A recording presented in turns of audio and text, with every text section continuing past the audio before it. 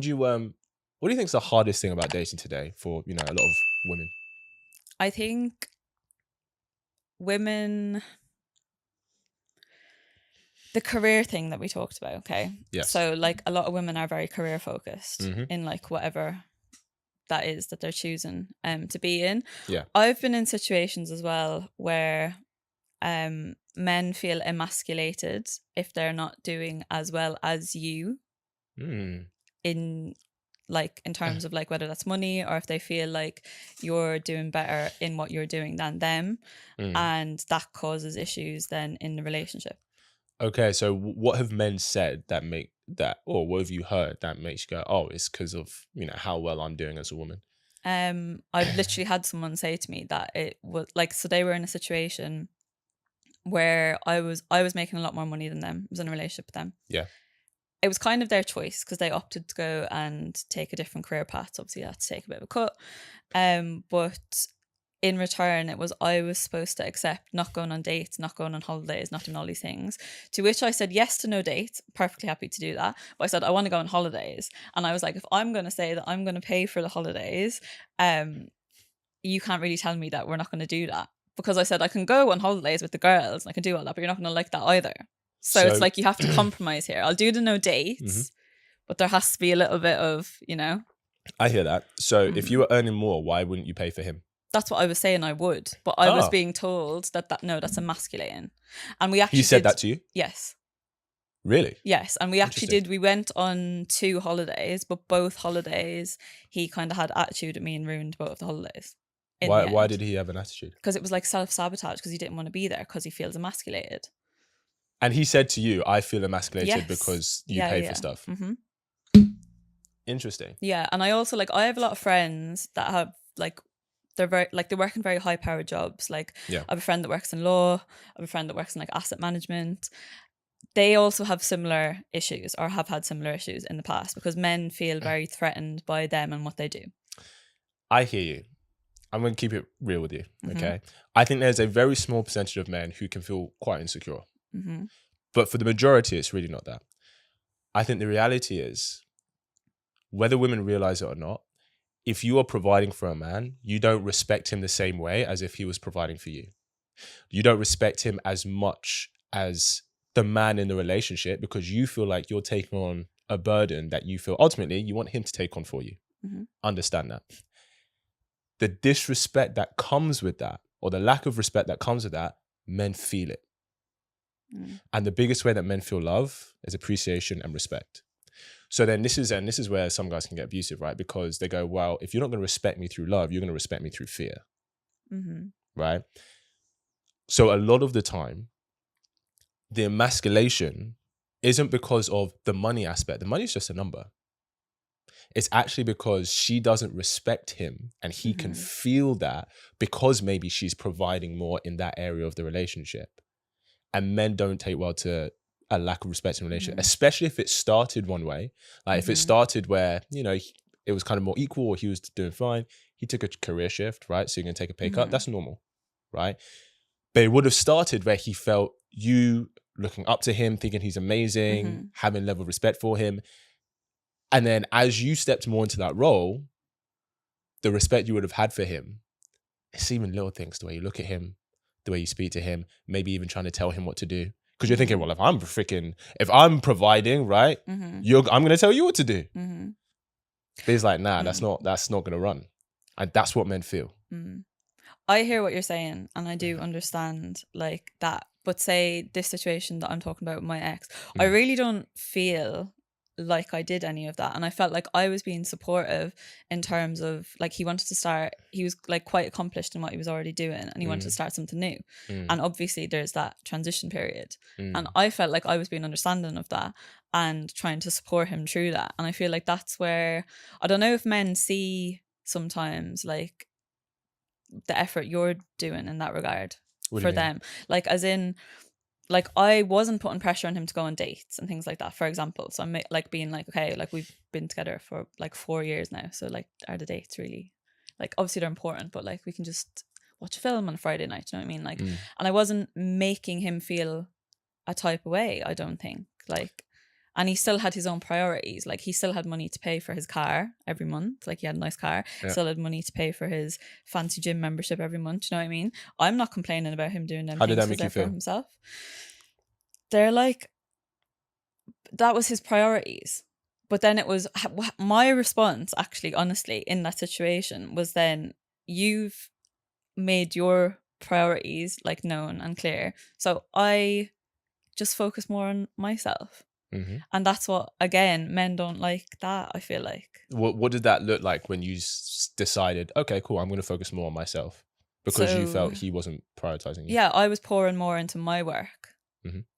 And I felt he'd been asking me to do that. So, for example, like this relationship I got with this guy when I was 22. Mm-hmm. So this was happening around when I was like 26.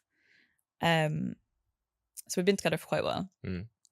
And yeah, I just started pouring more into. He'd been asking me. So obviously, when I got with him when I was 22, I was obviously younger, wanted more of his time. Like back then, I can recognize I was definitely more demanding of his time and different things. Sure. But then when I understand, and where I came to that understanding of, okay, he's trying to like build, and I felt like I was trying to be supportive of that. And I started, like, I was teaching at the time, and then I was also building my business. Mm-hmm. So I started trying to pour more just into my business and focus more on that while he was doing his thing. But I felt like that then in turn, he was asking me to do that as well, to focus less on him. But then when I did it, I don't feel like he liked it. So like, how did that, what was it that he didn't like? Just that I wasn't maybe looking for his attention then as much. Because he wasn't like a priority. Maybe. Yeah. I'm going to be honest with you, Leah. Do you know what I think happened? Correct me if I'm wrong. Yeah. Right. And I completely understand. Mm-hmm. He takes a shift Mm-hmm. and you still see him paying for his nice car, his membership, whatever it is. And you're like, why are we going on dates? I know that a date costs less than your car monthly. So you're right to be frustrated. That 100%. honestly, I honestly was at a point where that wasn't an issue. Okay, fair enough. But I think you felt that you weren't being prioritized. There was an element, obviously, always in that relationship where I felt like I wasn't being prioritized, because there was also his mum. So this is also a massive issue, I think, in dating. Yeah. I think I worked in an all boys school as well, and I could see this a lot. So there's been a generation of basically, obviously not just boys as well, boys and girls, but with no dads around, and a lot of single mums. And the issue there is the sons a lot of the time are made feel like they're the man of the house, and the mum doesn't end up getting another partner.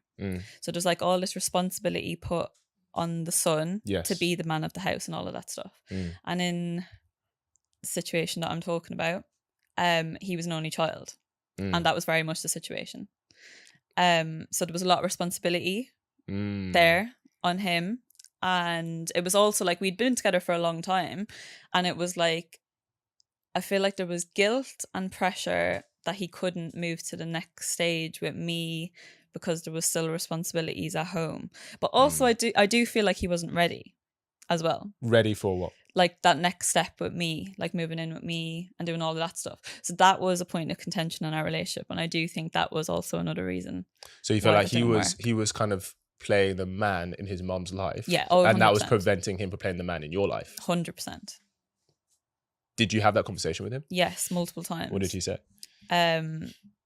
To a degree, could recognize it, but there was a lot of, I would say, emotional manipulation there. So I feel like it was so from him or his mum. His mum. But I feel like it was very ingrained, I think, from a very young age, and I could see a lot of that.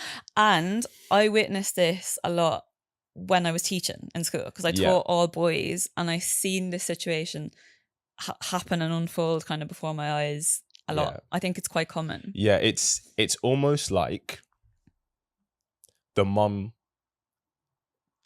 It's almost like the mum gets to a relationship with their son. Yeah. No, it is. And so when another woman comes, she's like, who the hell is this woman? Yeah, that's very much what happened. Yeah. But then that's unfortunately, she should be able to recognize, no, my son's a man, he used to live his own life, build his own world, but also, and this comes with wisdom, for him to recognize, oh, this has affected my relationship with the woman that I do want to build with. But at the end of the day, I do think if he was ready for that step and he wanted to take it, I do think a guy would take that step. Like moving in with each other, I don't think that's such a big deal.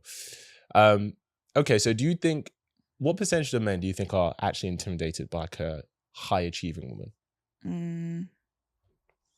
I think a lot, you know. I feel like, and it is the power balance, and I do understand that. And I understand, like, men like to feel powerful and they like responsibility and they want to look after a woman. I think innately and by nature, I think men are like that and should want to be like that. I don't think there's anything wrong with that necessarily. Yeah.